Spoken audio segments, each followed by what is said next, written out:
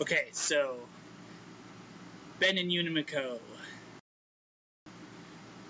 kindred and changing breed side story. Midweek adventure, yay!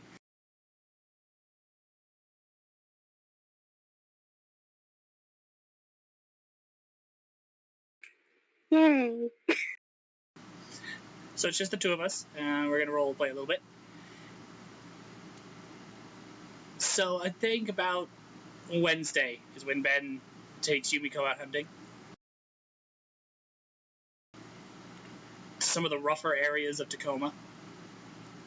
Whatever those are, I don't live there. Matt could probably give a name, but that's not important for right now.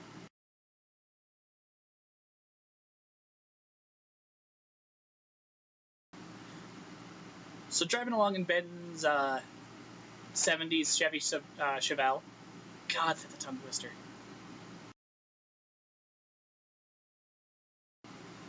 So, Sukiko.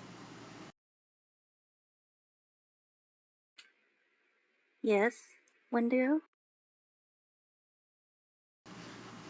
I don't think I'm going to be used to anyone calling me that.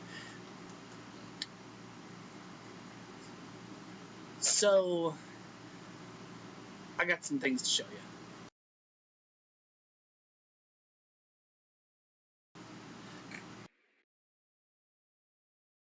And what would that be? How much experience you got with, like, the rougher side of things? Like, people who don't always got the most and, might mug you blind in an alley.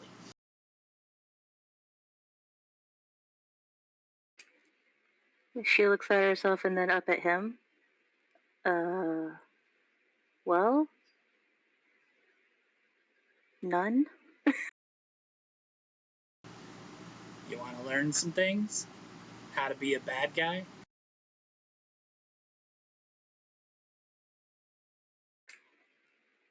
I guess? Cool, because that's why we're out here. In the bad place of Tacoma?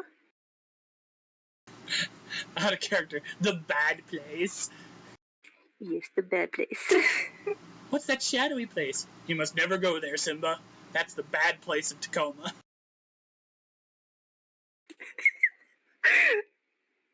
Oh god. Okay. Back on track. Before I lose. So Ben pulls into the back alley of a bar. It has a gate and a guard at the gate.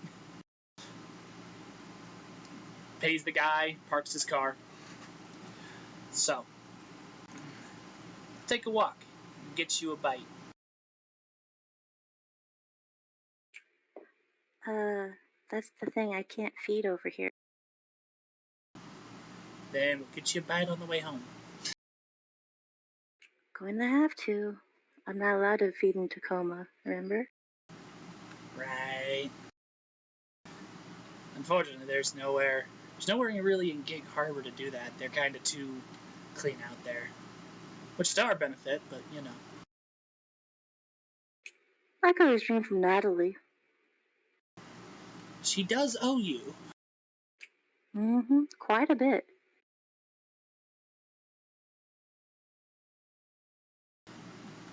So they're going to take a walk.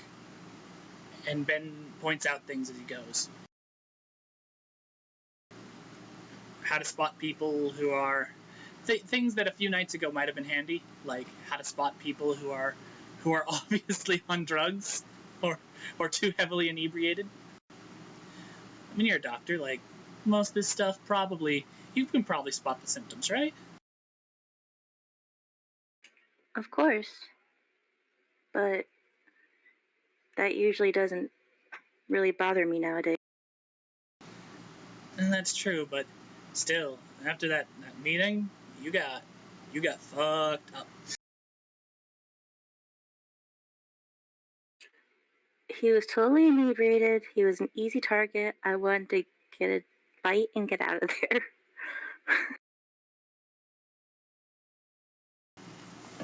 Uh-huh. Dragon babies. Right. I'm not sorry for that.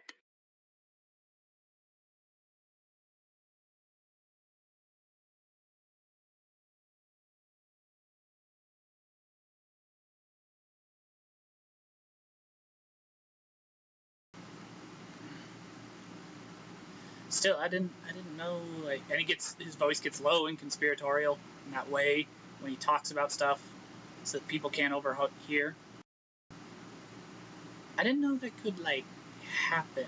The whole, you know, getting drunk and stoned thing. Because she was basically crossfaded. Yes. It was new to me too, but I guess it depends on the blood I drink. Or what they ingest in themselves beforehand. Seems like the sort of thing your sire should have warned you about. I really didn't get much time to learn things. That's why he gave me a pamphlet. Ben visibly rolls his eyes.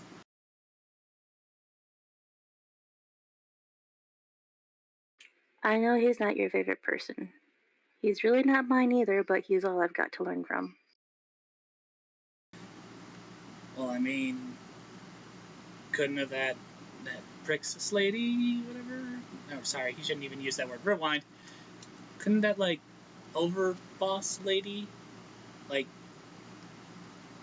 give you someone to learn from? Do you not recall she didn't know my existence until that night? Well, yeah, but that's because you... He searches for a word for a minute. Something to say that's not sire. I'm going to just call him Sugar Daddy. Sugar Daddy? Not going to work? Sugar daddy, blood donor, take your pick. You're donor. I could go with donor. It's got a little bit less of a... Ugh. Calling him Sugar Daddy made some bad taste in the roof of my mouth. You're donor, yeah.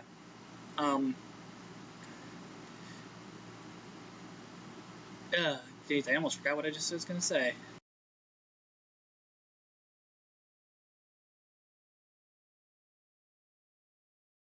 Take your time. Words are hard. And out of character, that means Josh's player just I forgot what he was going to have Ben say. Crap.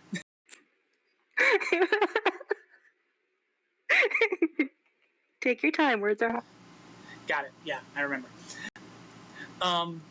Yeah, your donor's kind of playing at a game here, and I don't know if I like it, and I don't know if the people above him like it. A game? Yeah, he's playing at a game, hun. Like, kinda using you as a pawn. That's half the reason I don't like him. Pawns don't normally survive the game.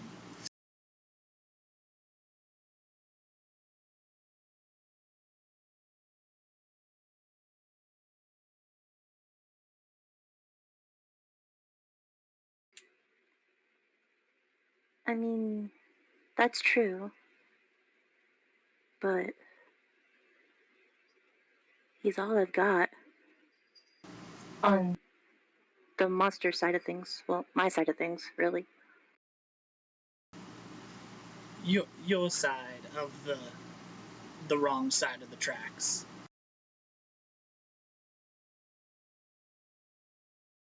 If you want to call it that, yeah. I'm going to, because let's face it,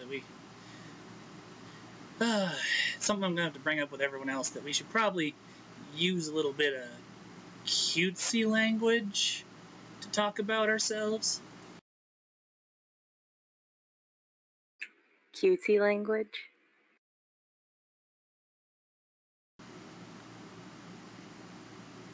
Yeah.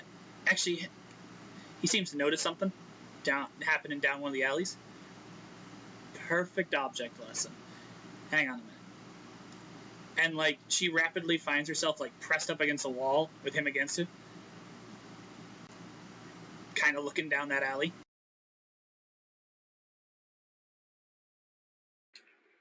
Her gaze follows his.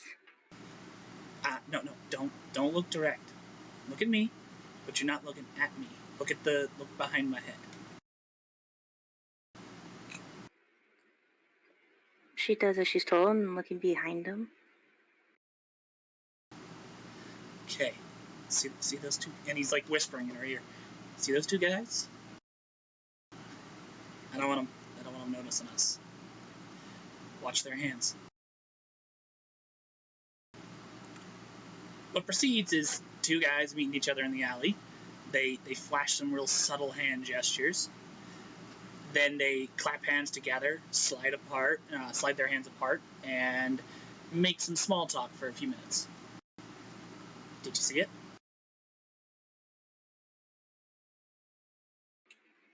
She looks at him. Did they just do like a secret handshake or something? Basically, they just made a drug deal. A few little hand gestures to prove, they are who they say they are because they've never probably met other than talking over the phone. And then, in that little moment of sliding palms, they palm one another a bag. Now, in about another minute or so after talking, one guy's gonna run off to go sell that bag.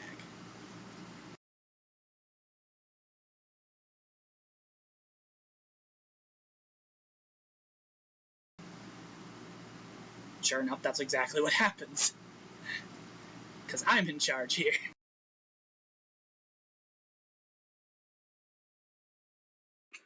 So what are you gonna do?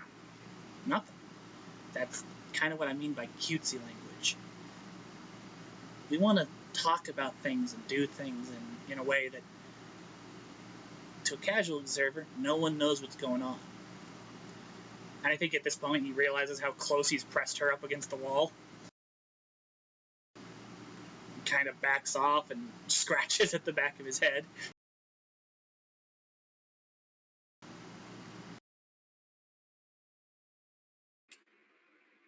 She just looks at him. Have fun there? Oh, honey. You have no idea. I think I do.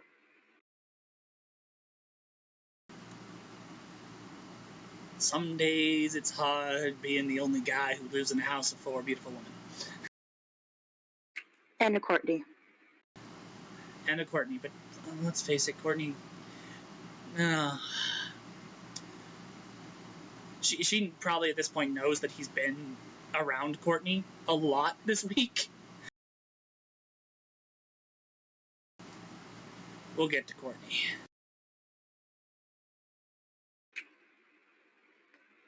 No, you'll get to Courtney. I'm not going anywhere near him.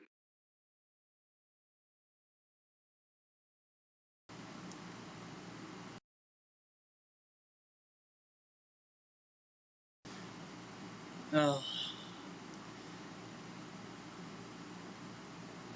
So something happened while I was coming back from the, and he actually air quotes, bathroom in the courthouse.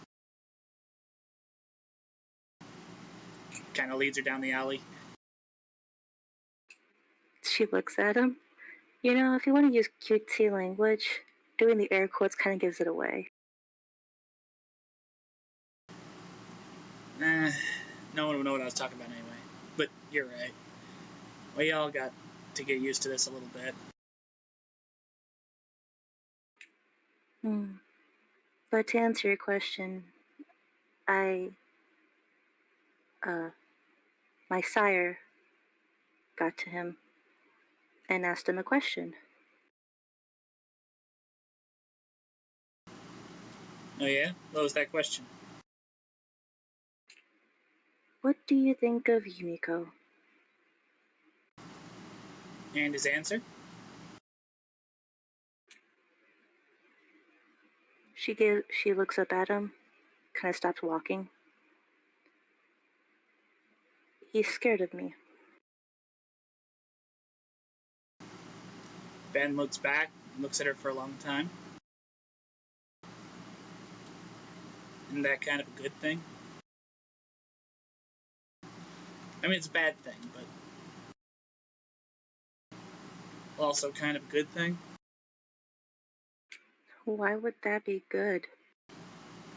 He finds one of the like an access ladder to one of the buildings, and he uses that little thing he does with the where he can straighten things, and uses it on the lock to literally straighten the bent bar of the lock and open it. Just kind of pocketed it.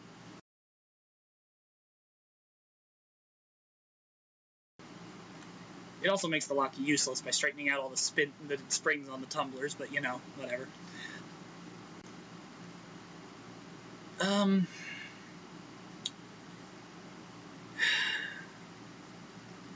on. He climbs up the ladder. She watches him. Wouldn't this be trespassing? What are they going to do to us? Good point. She follows him up. In my experience, most security guards aren't so concerned with, like, straight out calling the cops, because that means paperwork. So most of them are going to ask you to leave first and see if you'll peacefully comply. Unless you're in somewhere where you're really not supposed to be. Somewhere where the guards have guns. As long as I'm not feeding, I'm on safe terrain, so... I'm talking human stuff.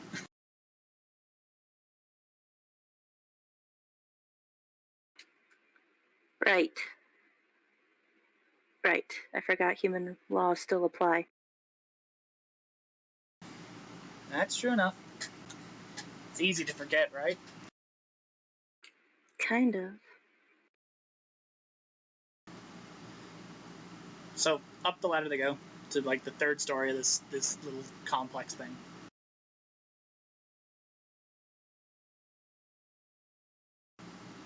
Ben takes a seat overlooking part of the neighborhood.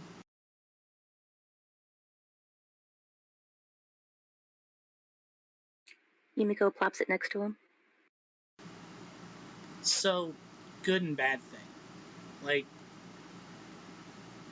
think about it this way. Courtney's still in the group of us who are still trying really hard to be human.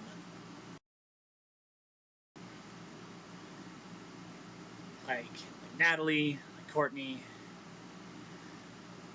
I don't know where Caitlin and Brooke fall in that, but they're still trying really hard to be in denial of the fact that they aren't changed just like the rest of us.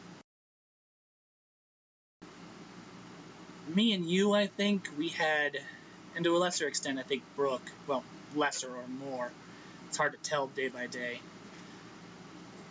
we don't really have a choice but to accept it. You don't work the same way, I don't work the same way, and neither does Brooke. And Caitlin, I'm having trouble getting a beat on.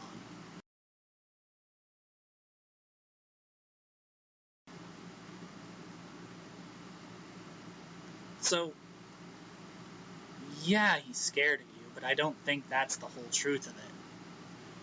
There's a reason he's scared of you.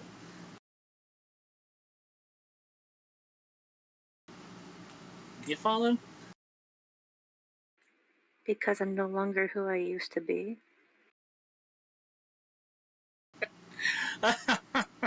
No. Yumiko, are you scared of me? No.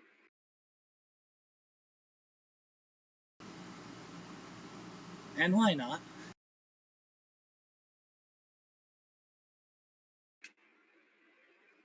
Because you don't question my change, and you just accepted me for what I am now.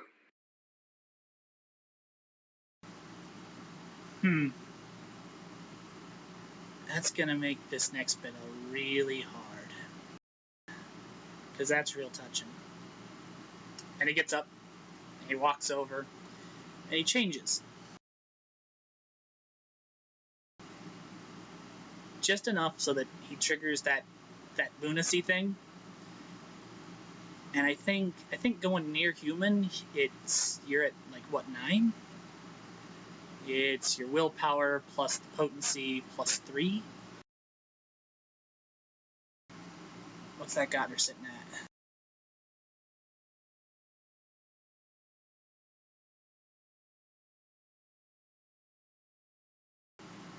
I'm pulling up your character sheet real quick. I think it puts me at like willpower.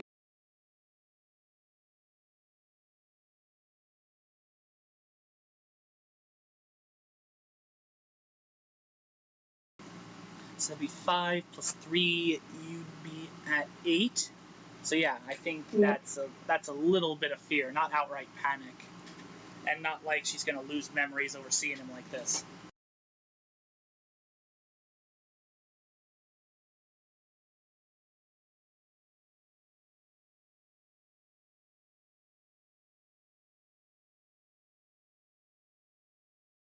Out of character, would that really affect her though? Because she can't really feel anything.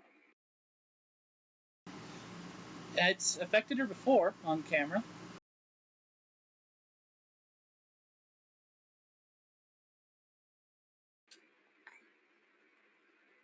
I don't remember that before her change. I do remember it before her change, but like during her change, I don't think it has happened.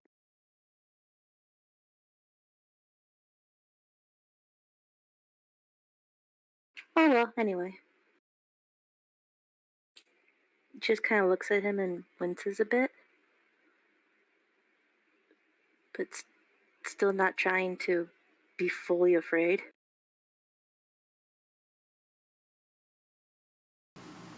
And then he turns back. Sure you're not afraid of me?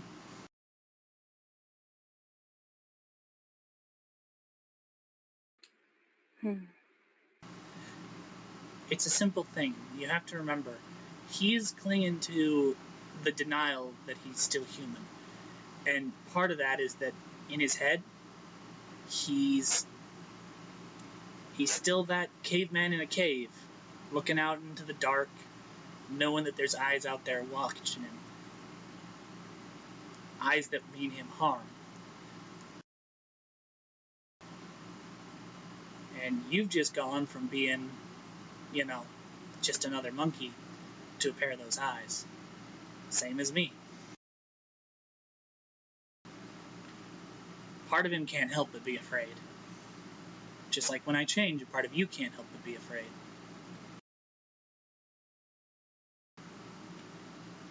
We still gotta watch out for each other and work together.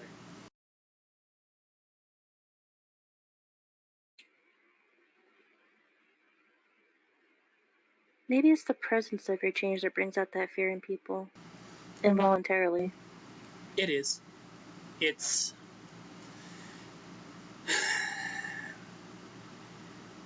So, to drop some lore that really I shouldn't mention, like,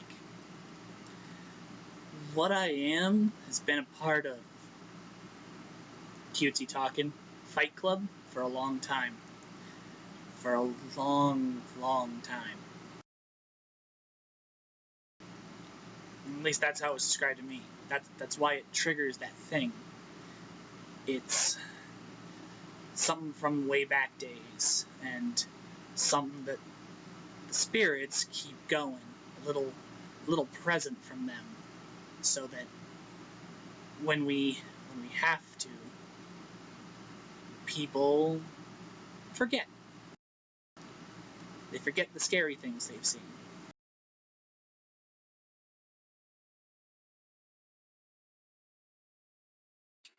Like that first night of your change, where most of us forgot.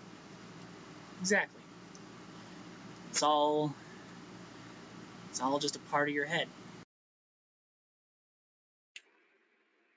Kind of like that involuntary fear that you bring out. You forget, I can't be scared. I no longer feel that emotion. I may phantomly, but I still don't feel it. But you feel it enough that it triggers a response, and that's odd. Oh, see, we're gonna have to get Matt on clarification of this, on if lunacy actually triggers real fear in vampires, or just a phantom fear. Yeah, that'd be a nice thing to have knowledge of. The book specifies humans, but it also specifies a rule for, like, what to do if it's like a vampire or a changeling. It's basically willpower plus potency. So he still affects everything that's not changing breed, but yeah, anyway, we'll have to get a thing on it. And there's another part of it to remember. So I don't see Courtney just coming out and say that. So I'm gonna ask. Your donor, right? He did the vampire Mickey, right? I'm sorry, the what? That thing you did on Caitlin. I don't know what it's called. I'm just in my head calling it the vampire Mickey. That charisma stuff. She hisses at the word vampire. Sorry. Kindred. Kindred, please. Yes. I believe so. Without a doubt, I believe that's what happened. Then I'd say it's a half-truth. Half-truth? He looks back down to kind of where that alleyway where they were at, sitting down by next to her. Okay, so see that guy?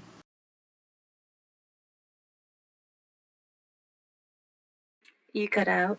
So you see that guy? The guy who was doing the deal? The guy who had it?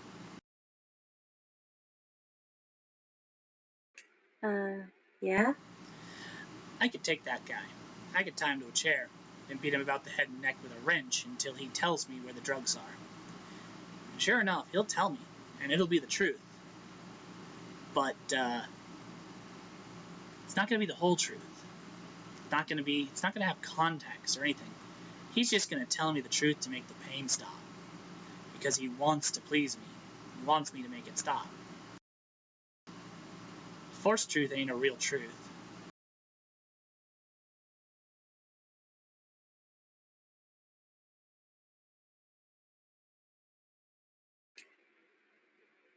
Even though it was forced, it's still the truth. Only as much of it as he needed to give, probably. Only as much of it as he had to give. So you believe there's more to that truth? I think it's the same thing that I said.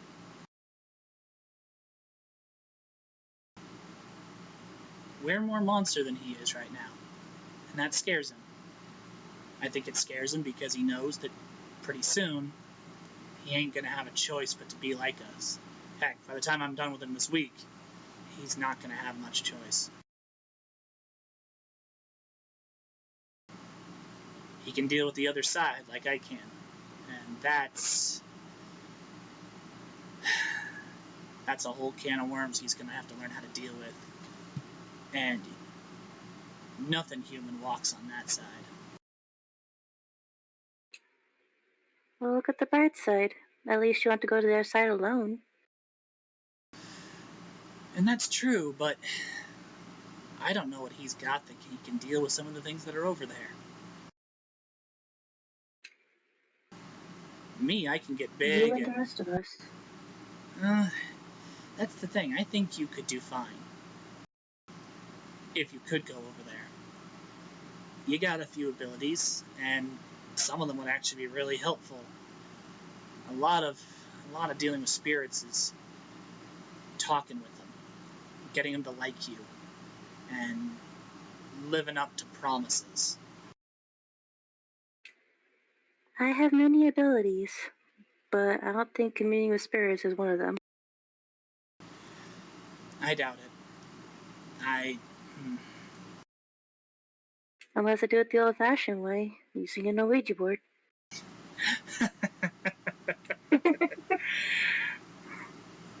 I wonder if it actually works that way. I think Ouija boards are more for ghosts.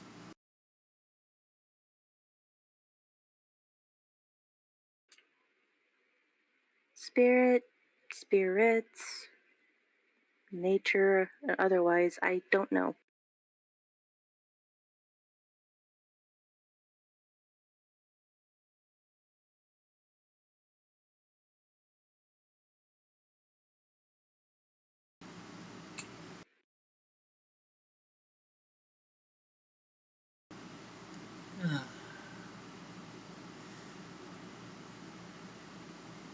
I don't know. Let me ask you something. You're full of questions tonight, aren't you? I'm always full of questions. It's just normally not the right time to ask. There's never a right time, but go ahead. I think what we're trying to do, sticking together, might be a stupid idea.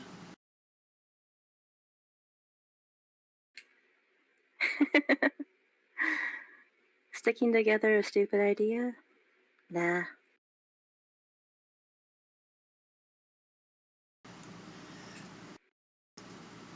I don't know. It's just, you know, just while we're being truthful, talking about things that kind of scare, I met a guy when I was on the other side one day, and he gave me a story, kind of a personal story, but it was also kind of a parable to warn me that if things all didn't work out, that I had to be ready to give it all up.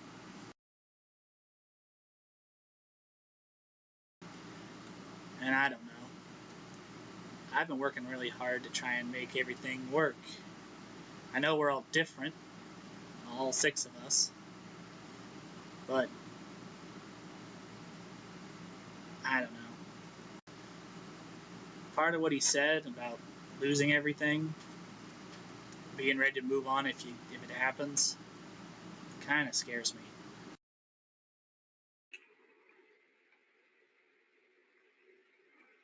She gives him a kind of like a worried look. If you think I'm gonna leave because of Courtney, I think you might have that wrong. Because I'm not gonna leave the Haven just because of one person. Or multiple.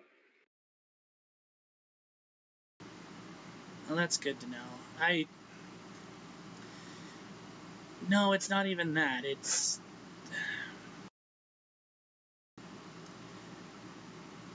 Everyone has things that are against them. Like I said, it's kind of obvious your sire's playing a game and might not be doing the best job of it. And thinking about it, like,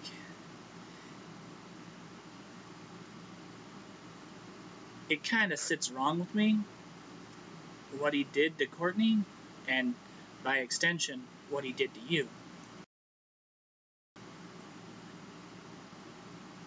There was no reason to try to push that out of Courtney. There's no reason for making you feel that way.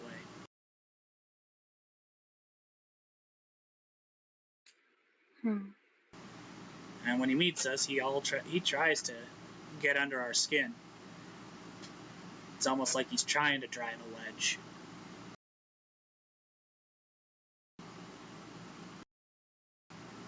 Another little game. But that ain't the only thing. Like, every one of us have something, some form of problem that can threaten all of us. Brooke has whatever took her. Natalie and Caitlin, they're... Well, I'm not going to hash words about it. Natalie's possessed by an evil owl spirit. And Caitlin, if Natalie's correct, might have bound herself to something even worse.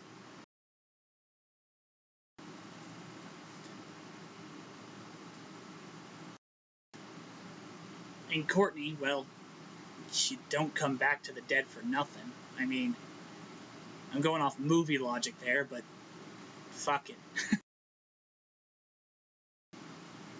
And me, there's a whole host of spirits, both good and bad, and some like me and some don't.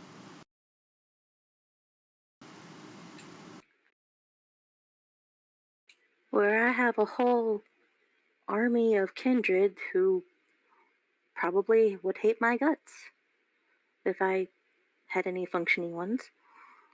But from what I learned from most vampire books that I've read out of hobbies, never trust your own kind. So even though you worry about me trusting my sire too much, I really don't. I don't trust any of my kind.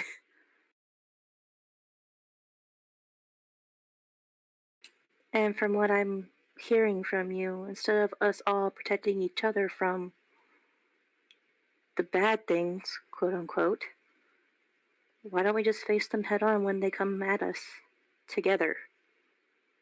Instead of trying to separately fend them off on our own. That's kind of what I was getting to, honestly. Guess we think alike. I mean, you guys are the only thing I have in this world that I can trust. So why wouldn't I try to fight for that?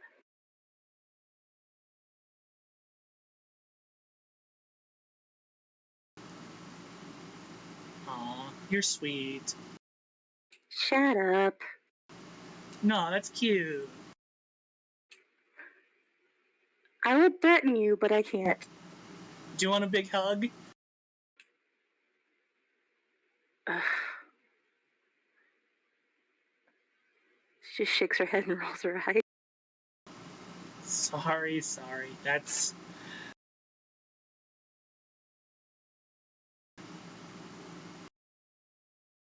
But I do mean it. You guys are the only ones I trust, even if the truth might hurt.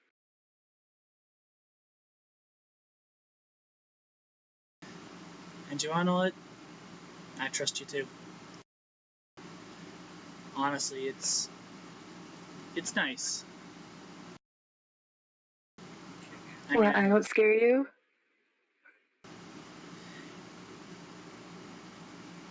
Full honesty,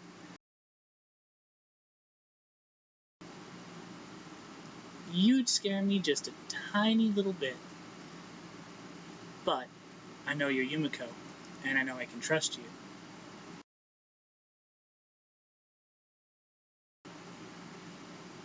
I know that in my head I got nothing if you were to actually turn on the whammy and really pour on the charm that I could stop you. That's a little concernicus, if you know what I mean. But I know you, so I know you wouldn't do that without good reason. Or consent first, which is why I asked Caitlin. That's also very true.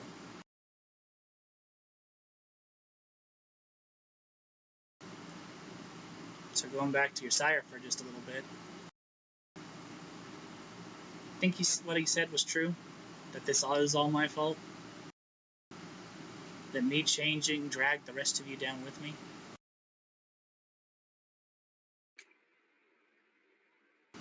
No. I mean, I can't deny you wouldn't have been taken by him if what happened to me hadn't happened. I know I had no control over it, and it should have happened a long time ago.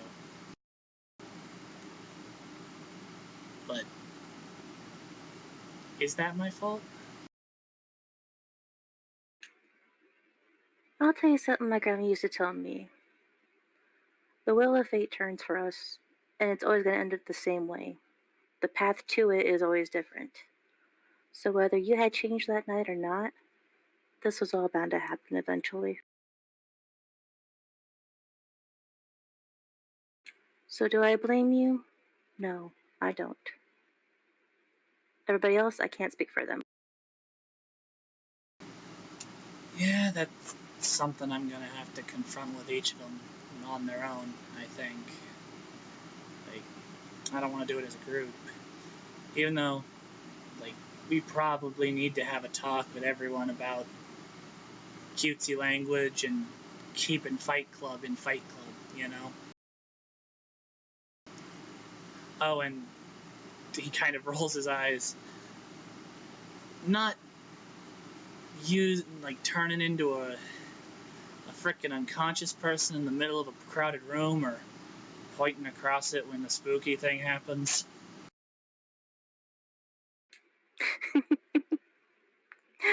Yeah.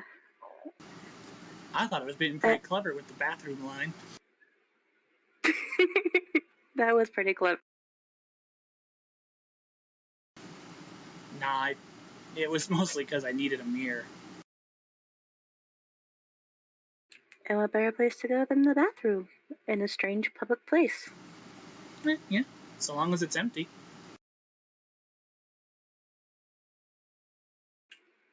If it works, right? Right. I mean, technically I don't need a mirror, it makes it easier. I don't know why. Easy access, easy in, easy out? No, I think it's probably some old spirit mumbo jumbo, something about a world on the other side and perceptions or I'll get into it later, but spirit world's messed up, hon. Really messed up. So, like the real world, basically. Well, it is a reflection of everything that's on here. Everyone's perceptions of how things are here affects what's over there in a kind of Alice in Wonderland sort of way. We're all mad here. It's fine. He scratches the back of his head again. I should really not be telling you half of this.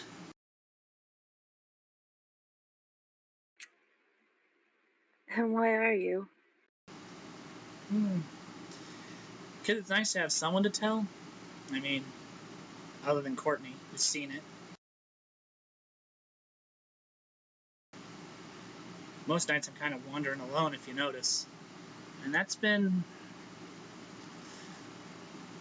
I don't know. Both good and bad. It's like...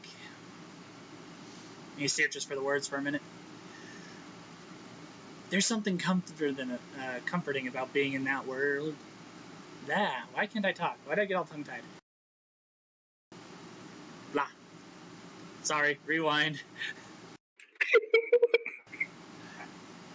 There's something comforting about being in that world, something right. But at the same time, it's alien and different. I do sometimes wish that I can have all you along with me. I mean, if there's a way for me to go, I would happily hop through that mirror with you. But I don't think I have that ability. I don't think so either. I think that's something the wolves would have told me even if I was getting a crash course. At least you got a crash course. I was just thrown out into the freaking city. Well, I think there's a reason for that. The wolves are very communal, and they're... How to put this? There wasn't a lot of choice. The only way to make sure I wasn't dangerous to others was to lock me in a cabin and teach me all they could in 31 days. But it was also something that I couldn't stand doing. Like, I think they were thinking I might join them, like as a pack, but There's something that knots my guts about that. Probably because I'm, an elk, a moose, Wendigo, and they're not. You're a unique specimen to them. Yeah. One of their higher ups explained it to me that there's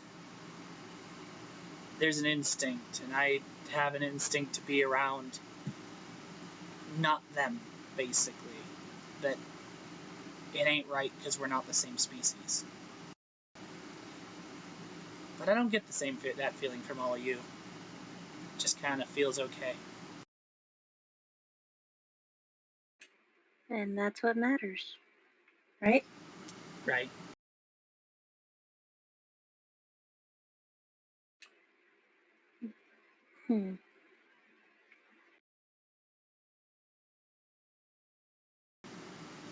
So, I guess let's head on. And I'll keep teaching you a few things about rougher people. I mean,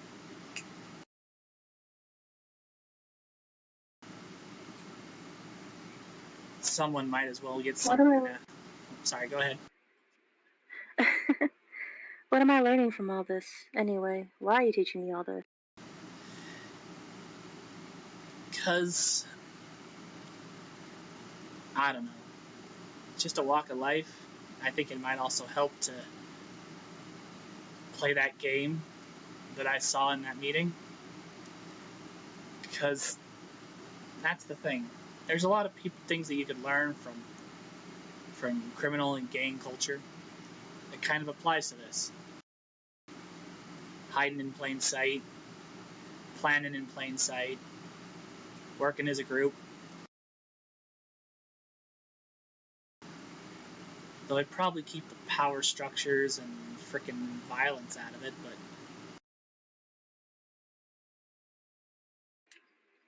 Welcome to kindred politics. Bingo. She rolls her eyes at him. Plus, I'm a new kindred. I don't know this stuff yet. Hey, I don't even know how much of this is going to apply to kindred stuff. It's just a thing. Someone might as well get some advantage out of my misspent youth.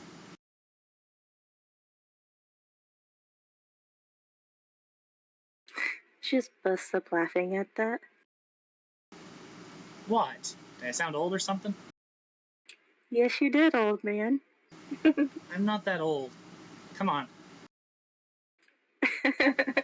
Let's face it, I didn't know how a drug deal was going down just by living it. Or living and growing up in Boise. I've slung a few bags.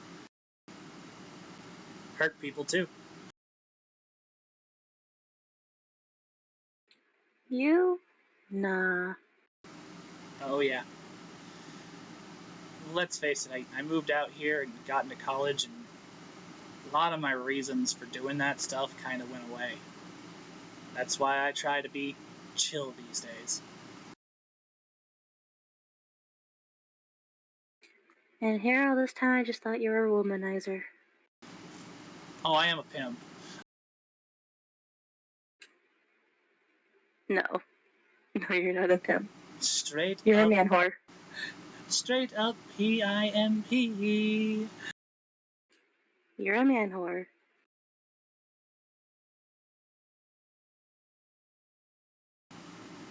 A man whore that can go all night long.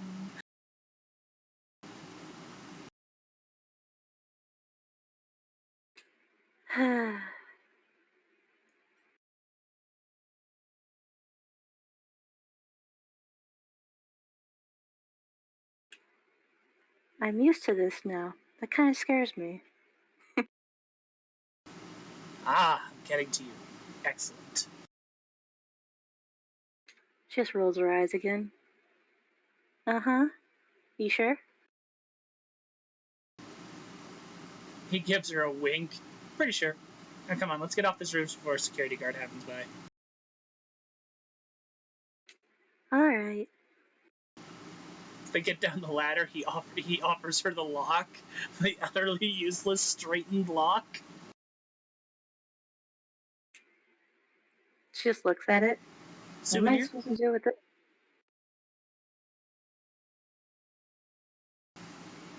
Yeah, souvenir. Sure. Always remember to wipe down the evidence. He pulls like a cloth out of his hand and hands it to her.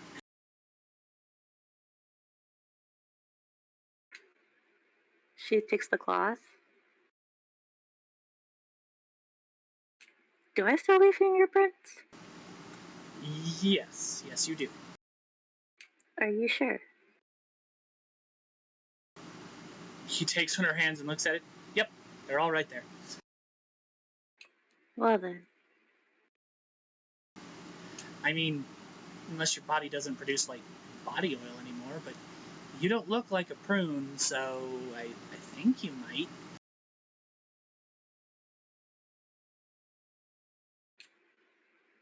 Of course I look like a prune. I will if I don't feed soon, though. Alright, let's go get you a bite.